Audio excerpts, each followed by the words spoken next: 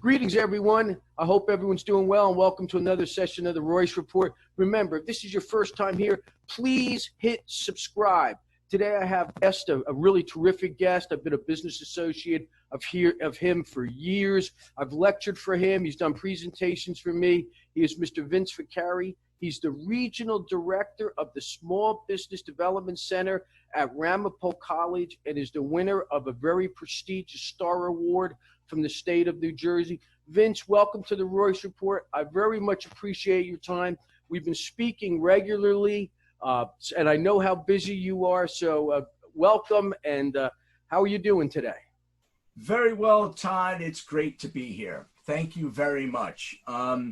As Todd mentioned, we've known each other for quite a while, and Todd has been out there in a very active capacity across the state of New Jersey. And I am really pleased to be invited here today to share with you some experiences and some information about the Small Business Development Center.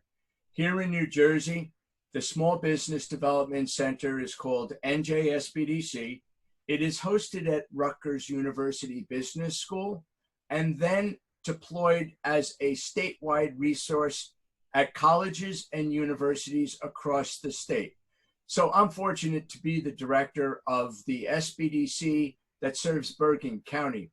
And it's hosted at Ramapo College of New Jersey, which is New Jersey's premier institution of higher learning. So we're very happy to be at Ramapo College. And it does have the Anisfield School of Business, which is an AACSB accredited business school. So, it's a great college, Vince.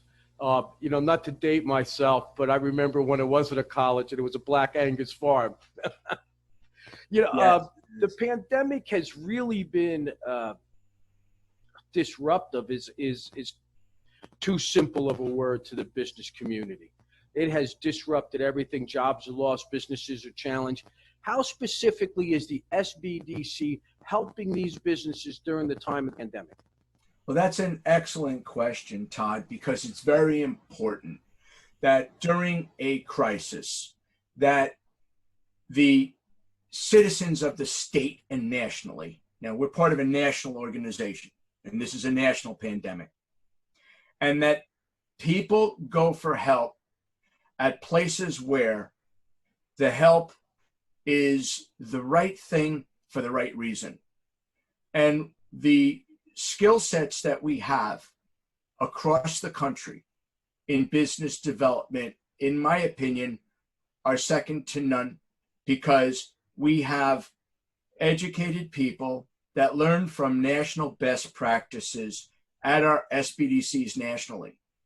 And since we are a no-cost public service, there is never any cost for consulting services to the client at the time they accept that they receive those services, that there is no hidden agendas.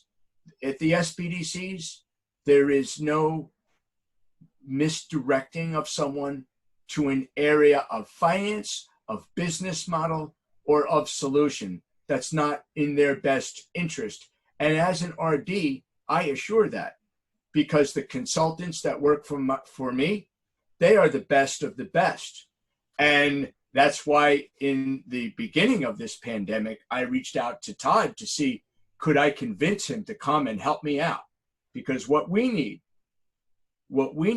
is a solution that helps people for developing recovery, no matter what that could be. Now, our guard is down when there's a crisis, so we listen to what we want to hear. Oh, so but true. At the SBDC, we tell you what you have to hear. So true. And I just want to reiterate, there is no cost to the client. Is that correct? So That's correct. If the business person is challenged, whether it be Main Street in an industrial property, business, they can call you and there's no fee to the client. That is correct. That we are funded by the United States Small Business Administration, and they fund these SBDCs across the country. And it's through It is all organized through americassbdc.org. You can go on and check that website and find your local SBDC. If you don't know, through the state, we are generally listed on state business resources, county business resources. All of our hosts have us on as their business resource, which is the college universities. And then municipalities sometimes list us. And then we also have a good, strong referral base through your legislators and through political offices, because when people have an issue in business that they need to resolve, more times than not, your legislator will refer you to an SBDC because they understand the value of what we overlay to the community and the purity, in many ways, of what we do to help people. We help people to either grow, get the appropriate financing, and work with a business model and resolve other local, regional, and national issues on many subjects of procurement, international trade, doing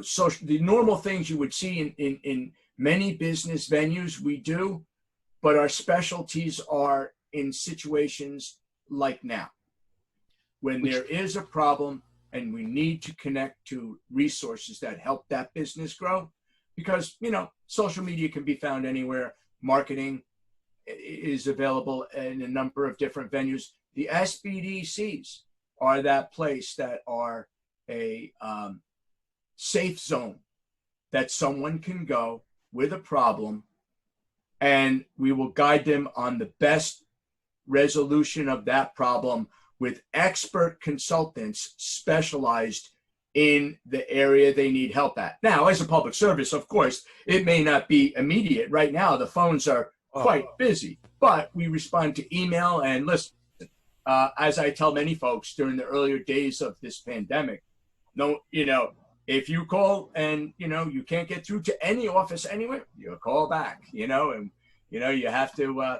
You have to find your solutions. We're there to help you. We do everything that we can.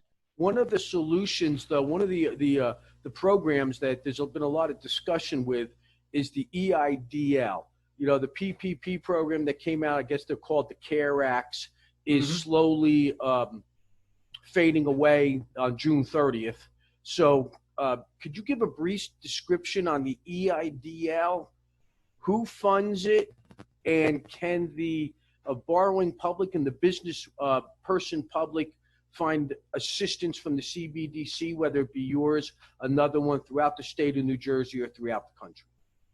The EIDL program is a program to help businesses recover at low interest, and there is a part of that would they would be able to cover their operating expenses. They'd be able to cover rent. They'd be able to cover a lot of business things, and it's all on the SBA.gov website. It's also open to faith-based organizations and nonprofits. But the interesting part of the EIDL is the payroll protection program kind of overlay, in that if you use it to cover payroll, the payroll portion can be forgiven of the EIDL loan, and that is a good incentive to a lot of small businesses. The PPP program funds payroll as well. However, you cannot double dip. Of course, you can't use the PPP program, if you got it, to cover an amount that you would get forgiven by the EIDL. So you have to keep payroll records. The payroll portion can be forgiven up to $100,000 per employee, and it is designed to keep people working. And the application for that, the PPP went directly to your bank. The EIDL was applied for online at SBA.gov, and as Congress appropriates money for the EIDL program, it is opened. And then when that money is gone, it closes, and we have to keep looking at the site to see when it's available. and it is an excellent resource for businesses in these hard times. However, I suppose when you roll something out nationally, it's hard to predict demand until all the applications are in. In the early part of the program, there were some website issues. That's been resolved. There were some paper applications done in the earlier part, and most of that processing is coming full circle now. So, you know, when you have a national pandemic and a program of that magnitude, you'd have to expect there'd be some bumps in the road. But certainly the SBA and the people and the dedicated staff are trying their best to resolve these issues. And the SBDCs are there also to help out and to make connections if it doesn't go well, or if you have questions, just reach out to your local SBDC. They're there to try to help you. So as we wrap up, Vince, I just want to clarify a few things, and you can get on to your next meeting. Again, I want to thank you for your time. Yes, so if you're applying for both the PPP and the EIDL loan, if you're provided, say, $20,000 from the PPP to cover payroll, and you're provided $50,000 for the EIDL, which also includes payroll, the EIDL will be reduced by that $20,000. And I know that's a rough scenario, but is that conceptually the way it works?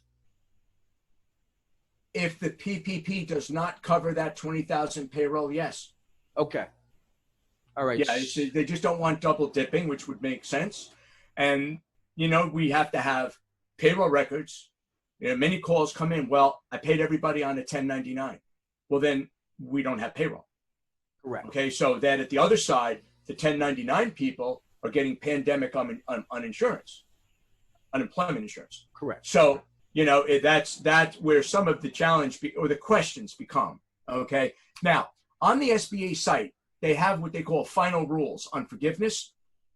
And we wouldn't have time to go through all of those here, but your SBDC is providing clients with those updated rules as they change, because for all intents and purposes, they want to keep people working. That's the purpose of the program. So if we can help communicate the new requirements, rules to our clients, it's on the SBA.gov website. It's usually posted on your state websites. In counties, it's posted also. But we get the information out there. If someone needs help in deciphering that, there will be webinars here at my center led by Mr. Todd Smith, Royce Capital, that will help clarify some of those programs. So we're selecting the best of people to help get the information out there that businesses can utilize to help recover. There are questions on rent. There is questions on bonuses. There's questions on a lot of things that are a one-off type of question that do not make discussion globally, but they are articulated in the rules that the SBA puts out. So when we know your particular situation, your particular facts around your business, then we have a consultant that would help you understand those things in the timing, within the capacity and budget that we have. We get quite a big impact here at the SBDC. Vince, people are always complimenting your work. Your contact information's below. So a couple of seconds, anything final to say before we wrap it up, and you can get on to your next Zoom meeting that I know is very important in a little while. Yes, Todd. So I'd like to let your audience know that, you know, during a time of crisis, we reach out to those people that can help, have the skills to help, have the resources and the knowledge to help. So I hope that they would reach out to their local SBDC and avail themselves of what is already covered in their tax dollars to take advantage of the services we have to offer. If we don't have the solution, we have the knowledge to know where to refer people to be able to get to the next step along their path. And that goes not just during a crisis or a pandemic, that goes under normal business cycles. And so we're there to help people from start to growth, maturity, and if they wish to divest, we also have specialties to help in valuation and in selling a business when the time is right, when the economy is right. So we really try to address people's needs on a macro and a microeconomic level with the skill sets of most of my peers in MBA or more, with specialty consultants that are really pronounced in their field and they know the intricacies of a field. So we're really the place to go when you don't have a board of directors and you need the skill sets anyway. It is such a great. With that, I'm at Ramapo College, proud to be here. It's an unbelievable school, and they host the Ramapo SBDC that serves Bergen County, New Jersey. And, we have a great turnpike. Come and visit us sometime. The SBDC is a great organization. I've known them for years and years. Vince's information, the contact information is noted below. As always, Vince, I want to thank you for your time. It's always a pleasure speaking with you. If this is your first time here, please hit subscribe as we bring important information on business success, business planning. And until next week, always, please be well, be safe, be happy, be successful, and always prepare to win. And Vince, I'll be talking to you in a day or so. Have a great day, and thank you for your time. You're very welcome, Todd. Thank you. You're welcome. Have a great day, and be well, everyone.